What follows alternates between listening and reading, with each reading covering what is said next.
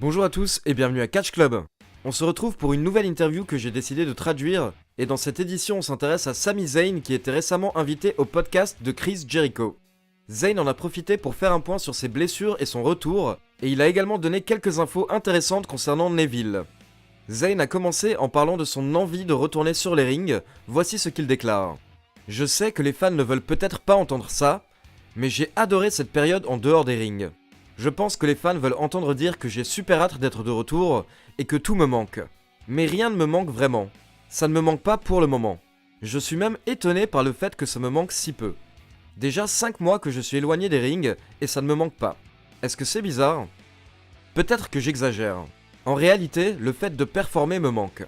Et je sais que quand je serai de retour, je vais vraiment apprécier ça. Mais actuellement, je ne suis pas assis à attendre impatiemment et ça ne me démange pas. Et je ne sais pas si c'est ce que mon employeur souhaite entendre. La semaine dernière, une vidéo a annoncé le retour de Sami Zayn prochainement à Raw. Mais Zayn dit que ce n'est pas vraiment le cas, voici ce qu'il déclare. Je ne suis vraiment pas proche d'un retour. Je n'aurai pas le feu vert des médecins pour le moment. Il me faut encore quelques mois avant de pouvoir revenir.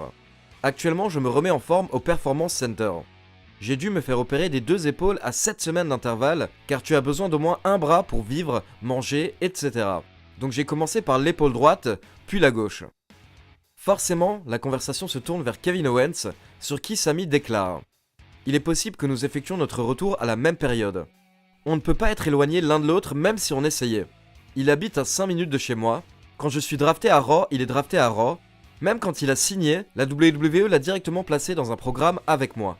Je suis sûr qu'il aimerait bien s'éloigner un peu, avoir un peu d'espace. Et il y a des moments où moi aussi je le souhaite. » Puis Zayn et Jericho nous donnent des nouvelles de Neville. Jericho déclare « Les Young Bucks et Cody ont essayé de le faire venir à All In, et ils ont vraiment tout essayé, mais il a refusé car il voulait effectuer son premier match retour à la Dragon Gate. » Ce à quoi Sami Zayn répond « C'est le genre de type qu'est Neville. J'ai vraiment beaucoup d'amour et de respect pour lui, il a des principes. Il n'est pas particulièrement attiré par l'argent. Il m'a parlé de son retour sur les ligues indépendantes, et il m'a dit que ce n'est plus comme il y a 5 ans. Il y a beaucoup plus de fédérations, d'endroits où aller travailler et de plus gros cachets. À l'époque, il n'y avait pas beaucoup d'argent à se faire sur le circuit indépendant quand j'y étais, et pourtant j'étais une des stars principales avant de signer à la WWE. Mais maintenant ça a changé, et Neville m'a dit qu'il y a de grosses sommes qui lui sont offertes dans tous les sens, mais ce n'est pas ce qui l'intéresse. C'est peut-être pourquoi il ne collait pas à la WWE, car ici il y a une culture de la réussite, de l'ambition, l'argent et le succès. Et c'est tout ça qui doit te mener à la prochaine étape, au prochain niveau. Mais Neville n'a jamais été attiré par tout ça, ce n'est pas son genre.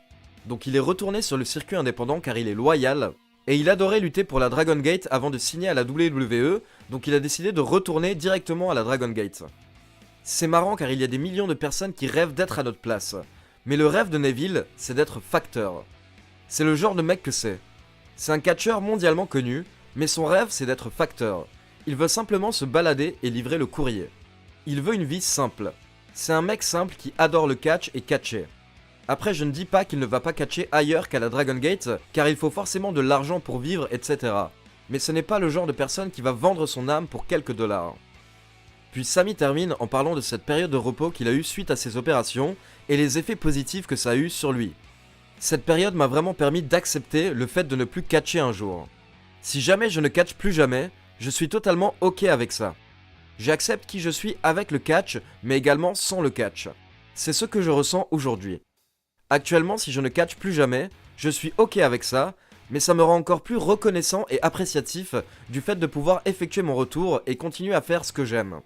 J'ai été submergé de gratitude durant cette période en dehors des rings, car plus j'ai regardé en moi, plus j'ai réalisé à quel point je suis chanceux et ça m'a rendu vraiment très reconnaissant.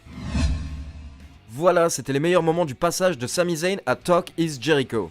Dites-moi ce que vous en pensez dans les commentaires. Et pour info, j'ai pu assister à une session de questions-réponses avec Sami Zayn en octobre à Paris Manga, et j'ai posté les extraits de cette conférence où Sami répond à plusieurs questions des fans sur la chaîne, donc n'hésitez pas à y jeter un coup d'œil en cliquant sur la miniature. Et comme d'habitude, n'oubliez pas de liker la vidéo pour soutenir la chaîne. On se retrouve mardi et mercredi pour les reviews de Raw et SmackDown. Ciao tout le monde!